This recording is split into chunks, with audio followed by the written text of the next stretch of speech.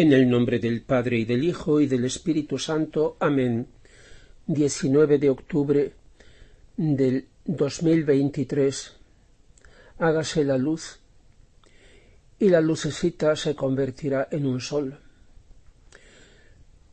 Queridos hermanos, en la fe de la Santa Iglesia, sin pretender dar lecciones a nadie, ofrezco a su buen sentido y a su buena voluntad mis reflexiones, con el deseo de ayudarles en este tiempo de tinieblas, de confusión y de extravío, para una formación básica en la fe y en el conocimiento del don supremo de la divina voluntad para que sea nuestra vida.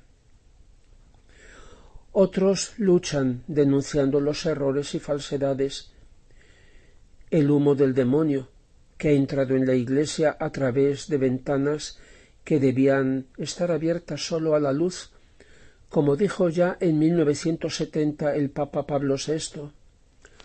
Yo combato en mi pequeña posibilidad, anunciando y mostrando la verdad como me concede el Señor, en lo que ha llenado mi corazón y mi vida en mis 53 años y medio de sacerdocio. Me mueve el deseo de mostrar la lógica y la belleza de la fe. Me mueve el celo por ver reconocida y honrada la palabra de Dios y el tesoro único que el Señor nos ha hecho descubrir gracias a los escritos maravillosos de la pequeña hija de la divina voluntad, Luisa Picarreta, actualmente sierva de Dios. Me mueve el santo temor de que a mí también pudiera reprocharme cuando dice en el profeta Ezequiel: vosotros no os habéis puesto en las brechas y no habéis levantado ningún baluarte en defensa de los israelitas para que pudieran resistir en el combate en el día del Señor. Y dice: he buscado entre ellos un hombre que levantase un muro y se alzara en la brecha ante mí para defender el país, para que yo no lo devastase, pero no lo he hallado. En efecto, dice en el profeta Malaquías, los labios del sacerdote deben custodiar el conocimiento, y de su boca se espera la instrucción, porque es mensajero del Señor de los ejércitos. Y como dice San Pablo a su hijo espiritual Timoteo, te recomendé que invitaras a algunos a que no enseñen doctrinas diferentes y a que no hagan caso a fábulas y a genealogías interminables que más sirven para vanas discusiones que para el proyecto divino manifestado en la fe. El fin de llamar así la atención es la caridad que brota de un corazón puro, de una buena conciencia y de una fe sincera. Precisamente desviándose de ella, algunos se han dedicado a charlatanerías, pretendiendo ser doctores de la ley mientras no entienden ni lo que dicen ni alguna de esas cosas que dan por seguras. Y dice: llegará un día en que no se soportará más la sana doctrina, sino que, por manía de oír cosas interesantes, los hombres se rodearán de maestros conforme a sus pasiones, rehusando escuchar la verdad para volverse a las patrañas. Todo esto, queridos hermanos, está pasando en nuestra pobre y santa Iglesia, como nunca antes había ocurrido. Lo dice San Pedro en su primera carta: ha llegado el momento en que empieza el juicio a partir de la casa de Dios. Y si empieza por nosotros, ¿cómo terminarán los que se niegan a creer en el Evangelio de Dios? Ha llegado el momento de tener clara la diferencia entre autoridad y magisterio, porque quien tiene una autoridad no significa que enseñe siempre la verdad. Toda autoridad que tienen los hombres viene de Dios.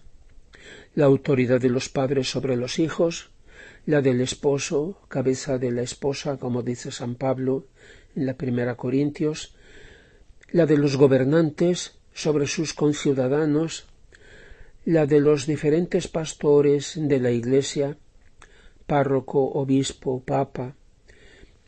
Claro, la autoridad no viene de abajo, del pueblo. El pueblo, el cuerpo social, puede delegar a alguien que lo represente, pero la autoridad que representa la de Dios viene de Dios. Dijo Jesús a Pilato: «Tú no tendrías ningún poder o autoridad sobre mí si no se te hubiera dado de lo alto». Y el apóstol Santiago dice: «Todo buen regalo y todo don perfecto viene de lo alto y desciende del Padre de la luz». Pero ¿cuál es su objetivo? ¿Cuál es la finalidad de la autoridad delegada por Dios? La de ayudar a los subordinados a que cumplan la voluntad de Dios. Por eso nunca podrá contradecir la verdad.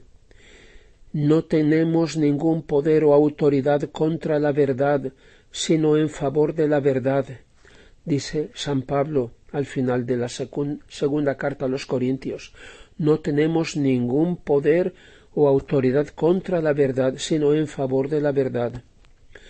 Por tanto, no debemos confundir estas dos cosas, autoridad y magisterio, las cuales, sin embargo, deben caminar unidas. Pero servirse de la autoridad, servirse de la voluntad de Dios, en nombre tal vez de la obediencia, para querer imponer la voluntad del hombre cuando se separa de la voluntad de Dios o cuando contradice la verdad que viene de Dios. Eso es diabólico. Por eso leemos en los Hechos de los Apóstoles que Pedro y Juan replicaron al sumo sacerdote Caifás y al Sanedrín: «Si sea justo ante Dios obedeceros a vosotros más que a él, juzgarlo por vosotros mismos. Nosotros no podemos callar lo que hemos visto y oído». Por tanto, quien tiene una autoridad debe estar muy atento para no sustituirse a Dios. Dice el libro de la sabiduría: «Escuchad, oh reyes, y tratad de comprender. Aprended, gobernantes de toda la tierra. Poned atención, vosotros los que domináis multitudes y estáis orgullosos del gran número de vuestros pueblos. Vuestra soberanía procede del Señor, vuestro poder del Altísimo, el cual examinará vuestras obras y escrutará vuestras intenciones. Porque, aunque sois ministros de su reino, no habéis gobernado rectamente, ni habéis observado la ley, ni os habéis comportado según la voluntad de Dios. Con terror y en un instante Él se alzará contra vosotros, porque un juicio severo se cumple contra los que están en alto. El inferior merece piedad, pero los poderosos serán examinados con rigor. El Señor de todos no se retira ante nadie, no se impresiona por la grandeza, porque Él ha creado al pequeño como al grande y cuida igualmente de todos. Pero sobre los poderosos se efectúa una investigación rigurosa. Por tanto, a vosotros, oh soberanos, se dirigen mis palabras para que aprendáis la sabiduría y no vayáis a caer. El que conserva con cuidado santamente las cosas santas será santificado, y quien se haya instruido en ellas hallará una defensa. Desead, por tanto, mis palabras, buscadlas y recibiréis instrucción. Una segunda tarea de la autoridad es proveer al bien de los que de ella dependen. Proveer es encargarse con cuidado, procurar los medios que hacen falta para el cuerpo y con mayor razón para el espíritu, para realizar la finalidad de la existencia que Dios nos da, es decir, la asistencia y providencia de Dios pasan también a través de la autoridad que Él concede para el bien común. De ahí que Dios, habiendo creado al hombre a su imagen, ha querido compartir con él en diferente medida sus prerrogativas.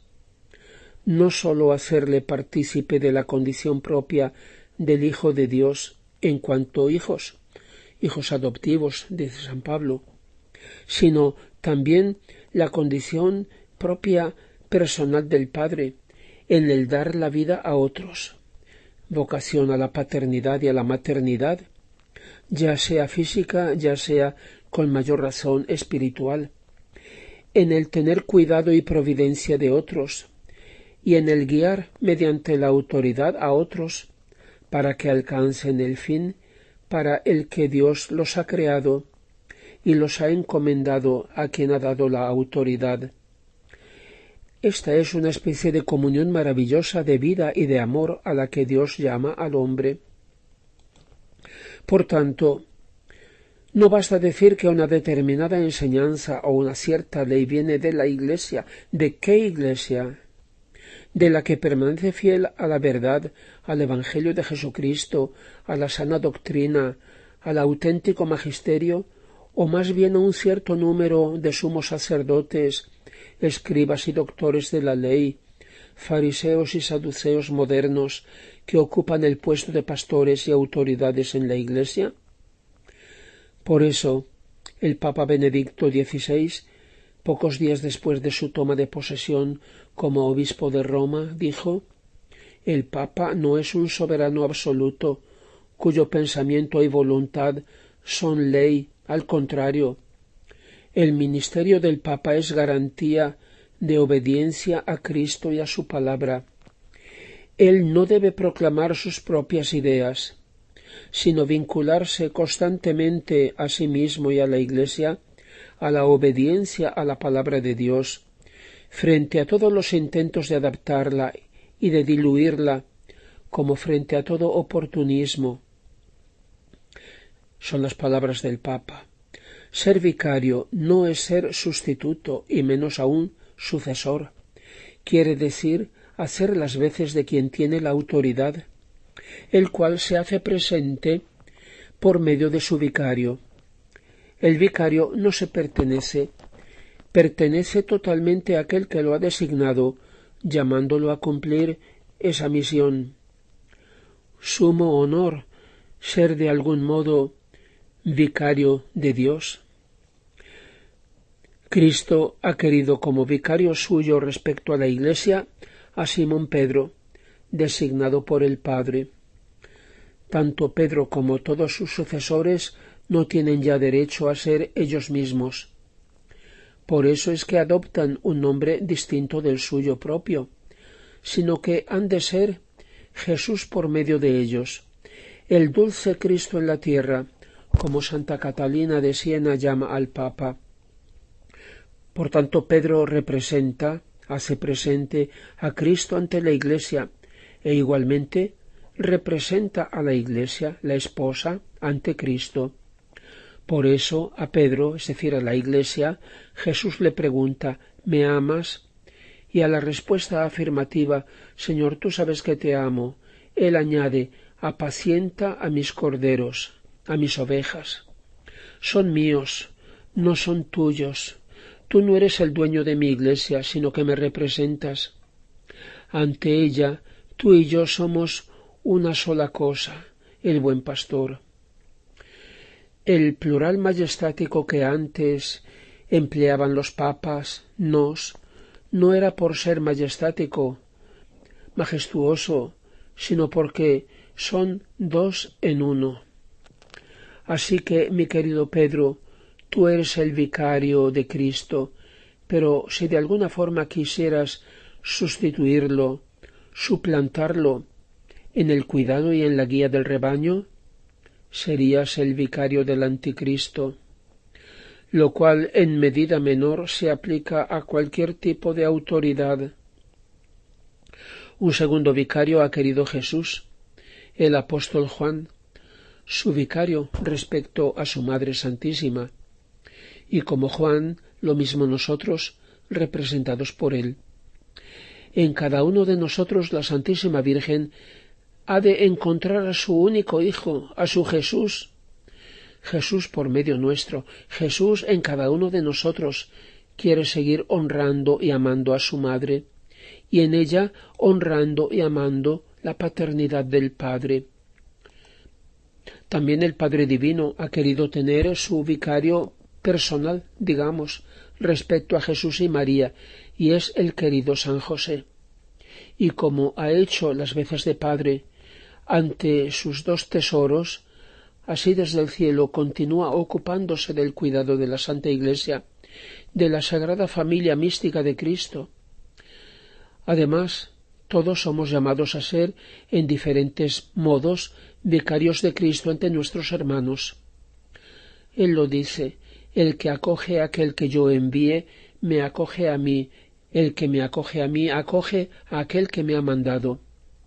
Y dice: aquel día sabréis que yo soy en el Padre, y vosotros en mí, y yo en vosotros. Queridos hermanos, pidamos al Padre Divino que, como al principio, diga: hágase la luz, y separe la luz de las tinieblas; que repita su palabra fiat lux en su familia, que es la Iglesia, empezando por nosotros; que amanezca la verdad, que ya no sea presentado como miel lo que es veneno, que se reconozca el bien y el mal.